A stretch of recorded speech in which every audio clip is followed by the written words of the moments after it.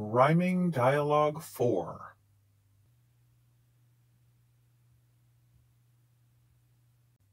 Hi, Hi. how are you?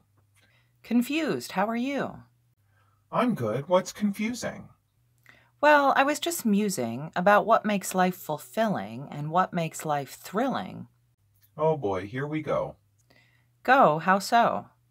Let me guess, you're looking for missing information that will bring everything into balanced relation. Well, now that you put it that way, yes, that's so. How did you know? Because you're very predictable. That program you run is glaringly habitual. Okay, you're right. I'm caught. That program is my go to food for thought. You should try busting out of it to see how it might be turning you into a hypocrite. Oh, wow. Ouch. That accusation was harsh. Okay, help me to see how I'm wading in a hypocritical marsh. You take a concept like fulfilling, then you pit it against an opposite like thrilling, then you find some middle ground like just chilling, and say it's the secret to instilling both the fulfilling and the thrilling.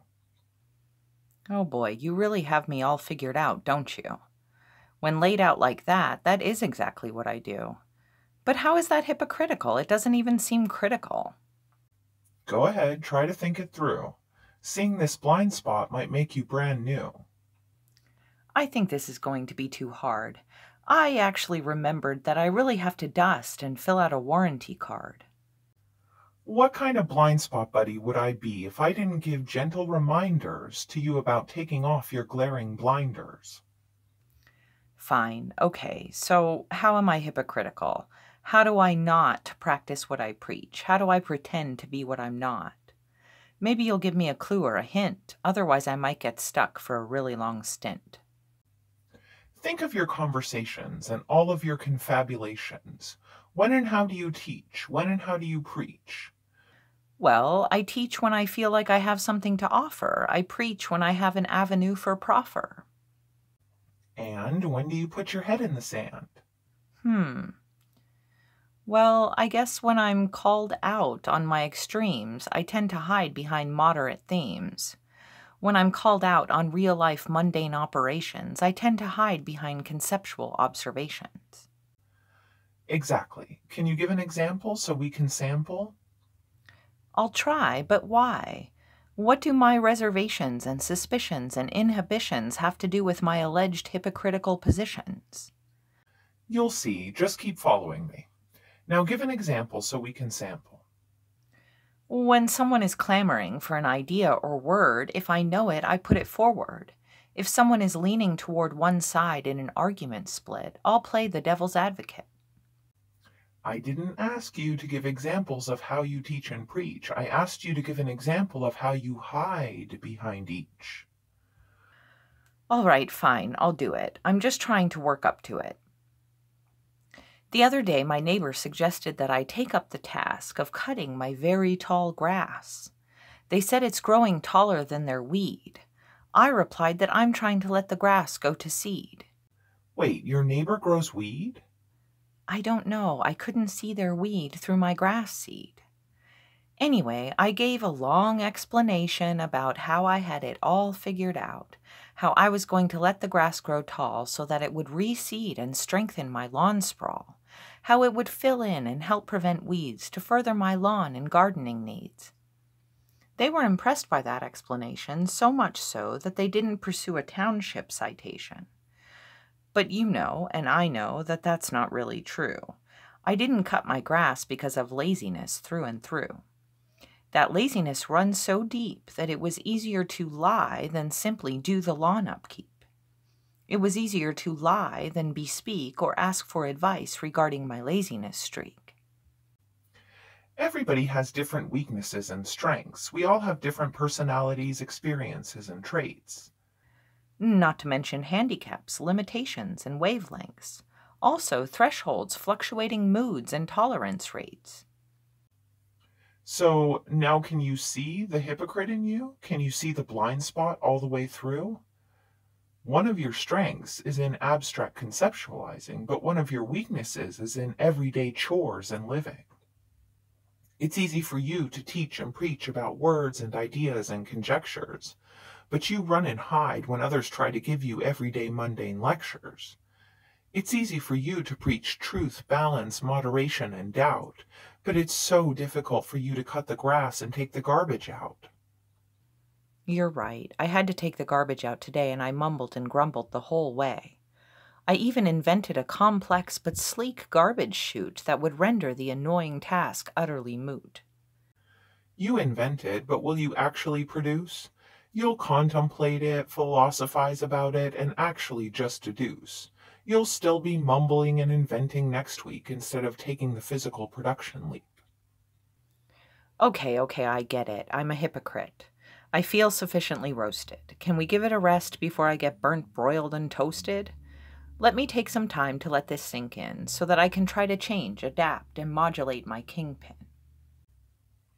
Don't take it too hard. I'm just showing you that I can see your bluff card. Everybody runs programs that eventually lead to jams.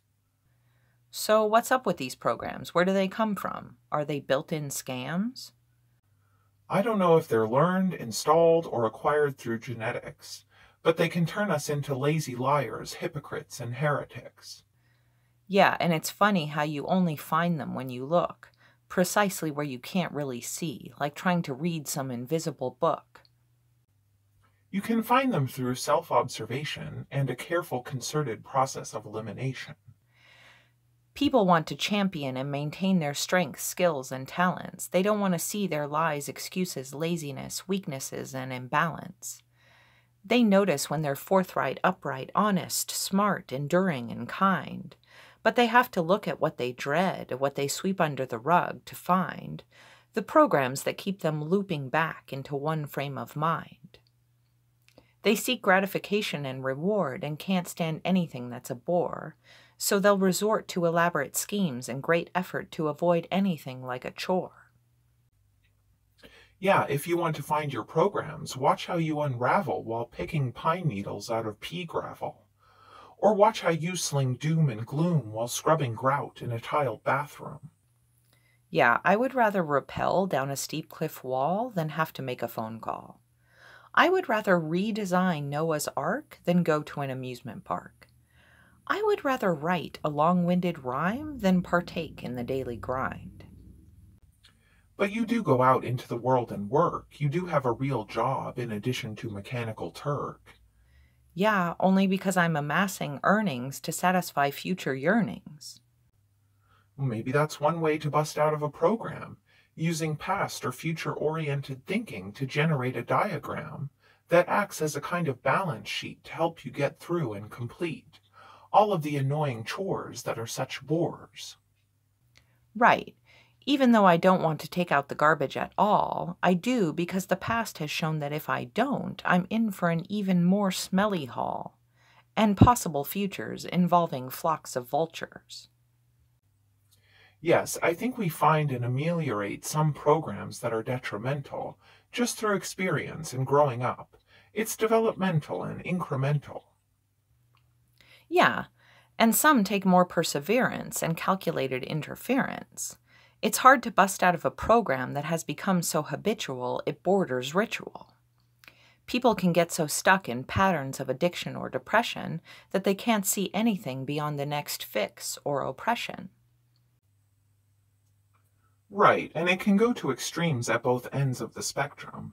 They might thrill seek or reward seek because there's so much to choose from, or enter sleepy catatonia because everything becomes a suffocating overstimulation. Either extreme becomes an unhealthy summation. Which brings us back to my program that seeks to balance everything out. Just remember, no amount of overthinking is going to take your garbage out.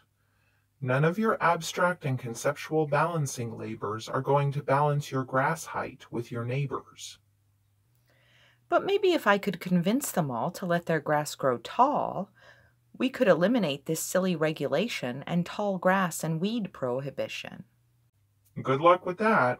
Most people who live in neighborhoods do so because they don't want to live amongst fields of weeds and woods. And you're doing it again, by the way. You mean the hypocritical play? Yes, you're assuming people who are living balanced civic lives should conform to your wacky ideas regarding grass seed and weed highs. That's not balanced, that's imbalanced. You're right. I'm really going to have to work on this. Just go cut your grass before your neighbors get really pissed. But but I think I ran out of gas, so I'll have to wait to cut the grass. Nice try, but your grass cutter is electric. Now let's stop with this eclectic dialectic and move on so you can get your chores done. Okay, fine. Thanks for throwing that curveball. It really is a wake-up call. No problem, blind spot buddy. Now go outside and get your shoes all cruddy. Okay, bye. You're such an agitator. Bye. You're such a procrastinator.